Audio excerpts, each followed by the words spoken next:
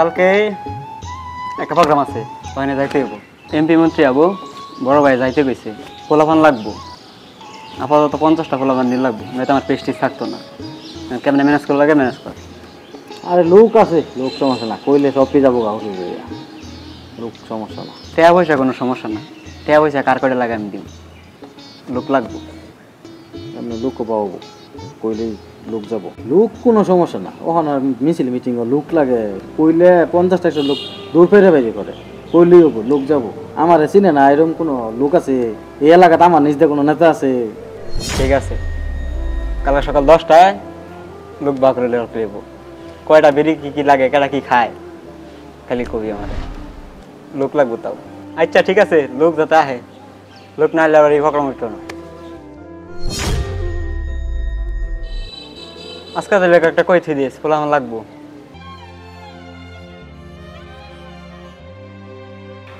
কিরে, কি করতেছিস তুই? হ্যাঁ, স্কুল প্রাঙ্গণে বসে তুই সিগারেট খাচ্ছিস? বেয়াদব কোথাকার! এই তোর ড্রেস কোথায়?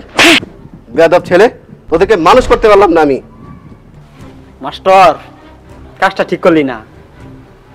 মাস্টার আসর, স্কুলে ক্লাসে আসর, তোরা দেখে নি। মাস্টার, কামটা কিন্তু ভালো হয়েছে না, এটার ফল তোর বুক করে লাগবো, এটার ফলাফলটা দেখাবো আমি। চুপ, বেয়াদব কোথাকার! বেরো, বেরো স্কুল থেকে, বেরো।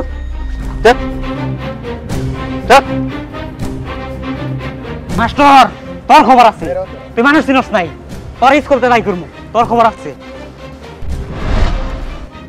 মাস্টারে মারছে আমারে, মাস্টার খবর আছে আজকা, মাস্টার খবর আছে আজকা।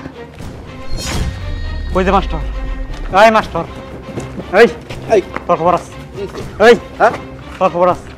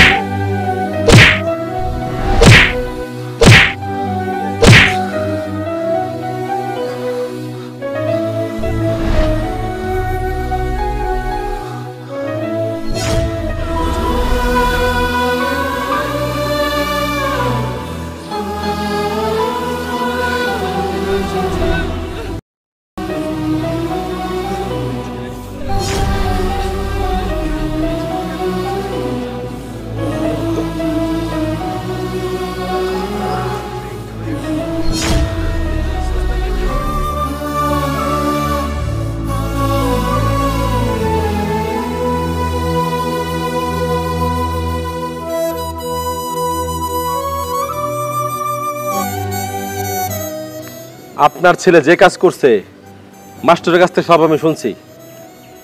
এটা কি কোনো মানুষের কাজ করছে আপনারা বলেন? আপনার ছেলে আপনাদেরকে বলছে মাস্টারের শাসন করছে, সেজন্য আপনার স্কুলে আসবেন, তার সাথে কথা বলবেন, তার গায়ে হাত দিলেন কেন? আমি চেয়ারম্যান পরিষদে কাজটা করতে পারতাম, মানুষের জানাজানি হবে, ছাত্রে মাস্টারের গায়ে হাত দিছে, মাস্টারের সম্মানে হানি হবে, সেজন্য এখানে আসছি স্কুল ছুটির পরে বিচারটা করার জন্য। এখন কি আমি থানাতে দিয়ে দেবো আপনাদের সবাইকে? এটা বলেন। আমাদের সময়ে আমাদের যারা মাস্টার ছিল তাদেরকে আমরা এখন পর্যন্ত দেখলে তাদেরকে সম্মান করি, আমরা গাড়ি থেকে নেমে স্যারদের সাথে সম্মান করি, কথা বলি। আর আপনার ছেলে সামান্য শাসন করছে দেখে আপনার ছেলে আপনারা সবাই এসে স্যারকে মারলেন। শিক্ষা জাতির মেরুদণ্ড, আমাদের মেরুদণ্ড কোথায়? স্যারদের কাছ থেকে আমরা শাসন করা বেদ কেড়ে নিয়েছি, যার জন্য আমাদের সন্তানরা আজকে বিপদে চলে গেছে। আমাদের সন্তানরা আমাদের কথা শুনে না। কেন শুনে না? আপনাদের মধ্যে গার্জেনের জন্য কথা শুনে না। যদি কথা শুনতো তাহলে আজকে এই ঘটনা ঘটতো না। যে ঘটনা করছেন আপনাদের কোনো ক্ষমা হবে না।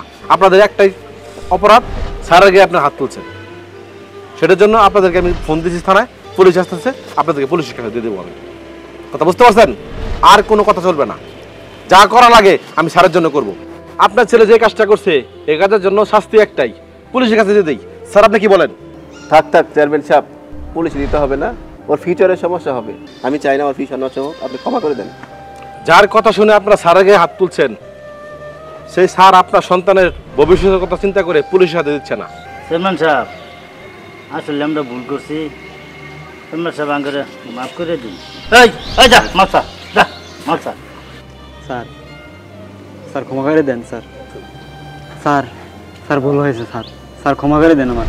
স্যার আমি বুঝতে পারি না যে বিষয়টা এই হতে যাবে। স্যার মাফ করে দেন আমার। যা বাবা, মাফ করে দিলাম বাবা, ভালো হয়ে চলিস। শোন, স্যারেরা কখনো ছাত্রের খারাপ চায় না, তোর ভালোর জন্য তোর বকাঝকা করছি। তুই ভালো হয়ে চলিস, এতেই আমি খুশি। তুই ভালো হয়ে চলিস। মাস্টার সাহেব, আঙ্গরে মাফ করে দিন। আন্যের হাত তোলা বড় ভুল হয়েছে। স্যার, আপনি আমাকে ক্ষমা করে দিন। আমরা আসলে বুঝতে পারছি না আপনার সাথে এরকম বেয়াদবি করাটা আমাকে একদমই উচিত হয়েছে না। আমরা খুব অন্যায় করছি আপনার সাথে, আর এরকম করতাম না। আমাকে ক্ষমা করে দিন আপনি।